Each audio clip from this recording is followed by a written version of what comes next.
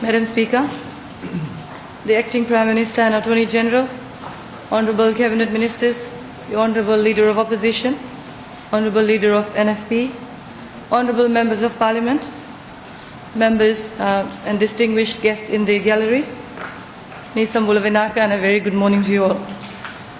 I also rise to join the Acting Prime Minister and my colleague, the Minister for Foreign Affairs, to thank and congratulate His Excellency, the President, for his most eloquent and passionate acclaimed speech.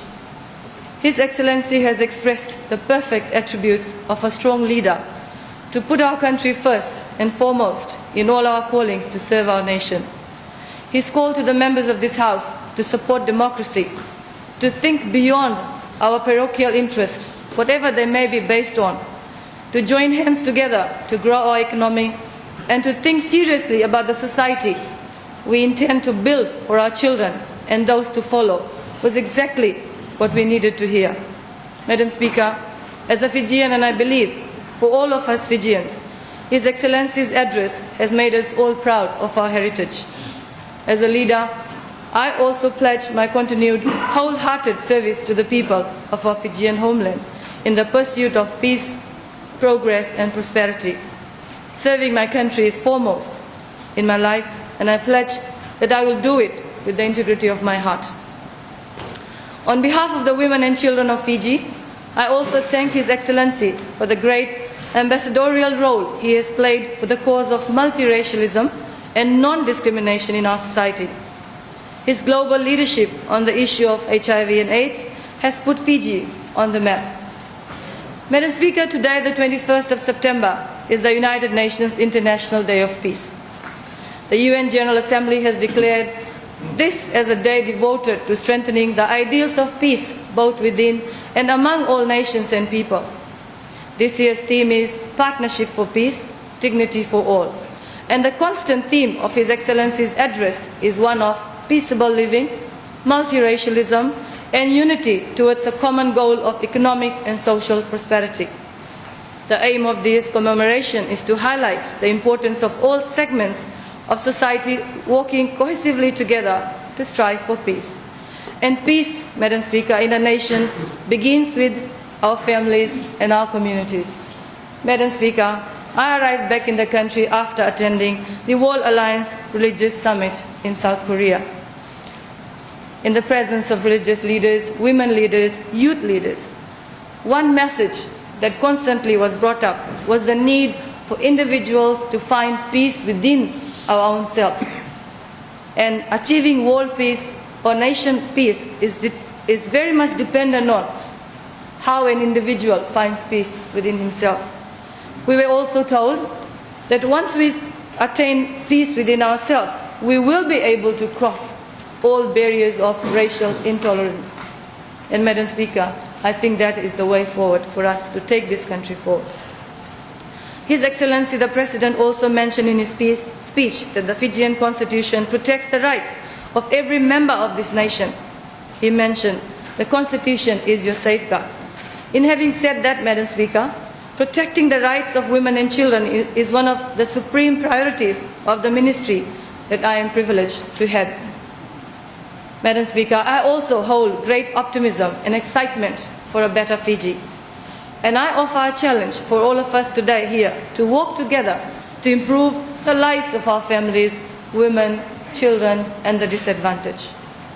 Madam Speaker, after 1 year leading this ministry, I am beginning to understand the differences in how men and women experience life, privileges and entitlements, and what impact this can have on our well-being, safety, health, and the enjoyment of our very basic human rights.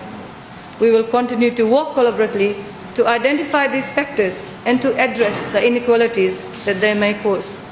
There is a roadmap progressed now to address gender in a more comprehensive approach, and the very first in our country under this Fijian government. Madam Speaker, foremost is changing mindsets for gender, and there has been excellent collaboration of stakeholders to move this forward. Madam Speaker, I pledge that we also seek to understand and address as to why marginalized and disempowered women are vulnerable. Let me also resonate the key message His Excellency rightfully stated, that we need to be honest on all fronts and to work unitedly as individuals and leaders to address the scourge of violence and abuse that claims innocent lives of our women and children. In response to His Excellency's call to unitedly grow our economy, my ministry, Madam Speaker, believes that women's economic empowerment is also a key factor in addressing household poverty. It is also well documented in UNDP and World Bank reports that investing in women is smart economics. Madam Speaker, I fully support the call by His Excellency to uphold our democracy and condemn the work of minorities who attempt to assault our journey towards a peaceful and prosperous nation. Such disrespectful acts will be a threat towards empowerment of our women, girls and children alike. Madam Speaker, our Women's Plan of Action has key pillars for economic empowerment, independence, improved access to services, and the law and commitment to eliminate violence against women.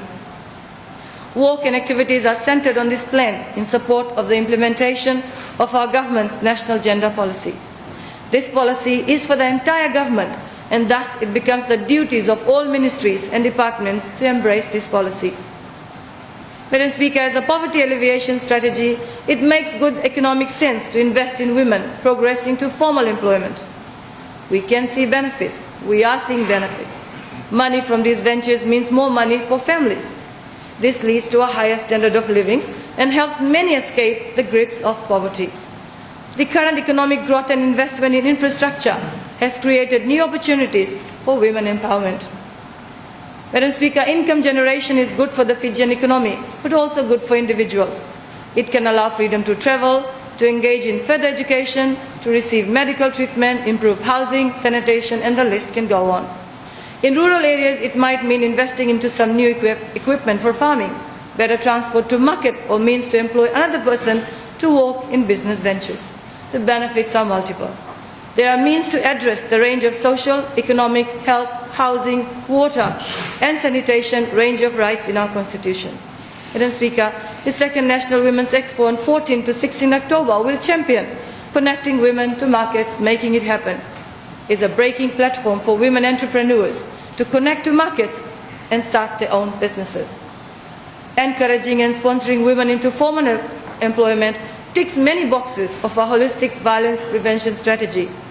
Lifting the status of women gives them confidence to take leadership role and make informed decisions for their well-being.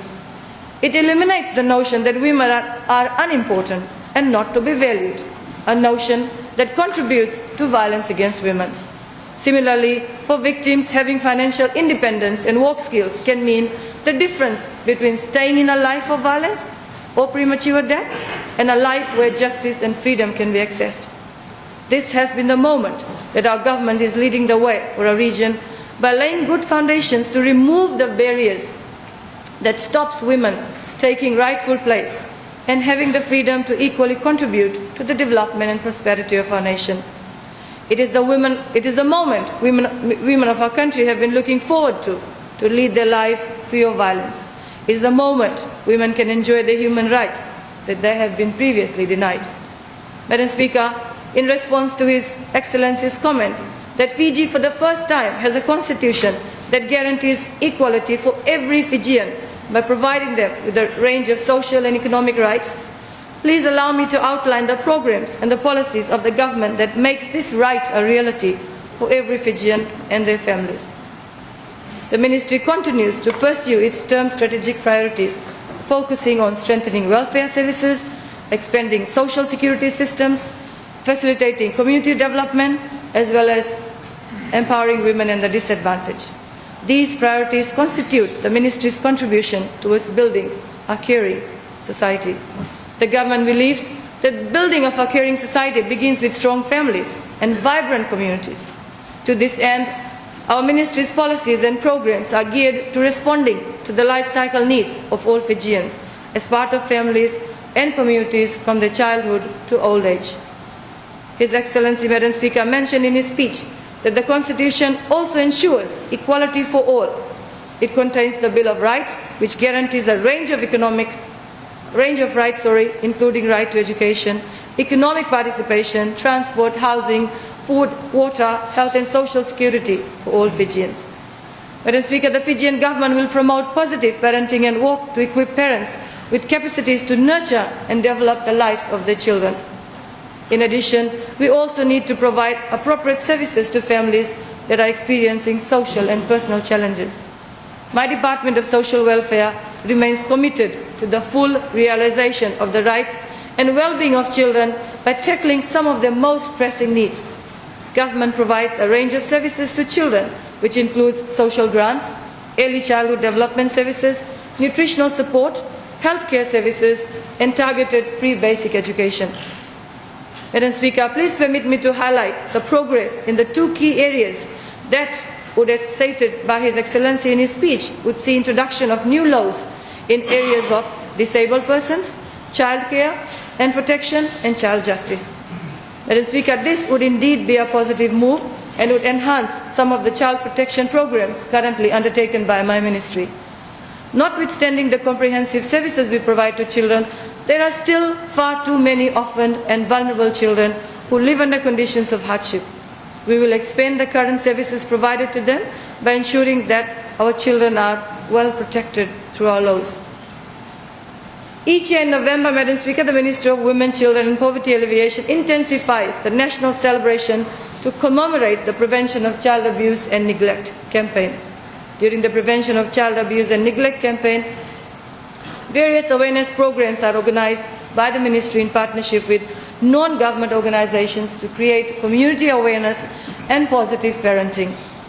In December 2014, the Ministry partnered with Medical Services Pacific and communication companies such as Vodafone, Digicel and TFL in Fiji to provide efficient communication network to children who seek our advice and need our advice and assistance, and that was the National Child Helpline Service, launched in April 2015.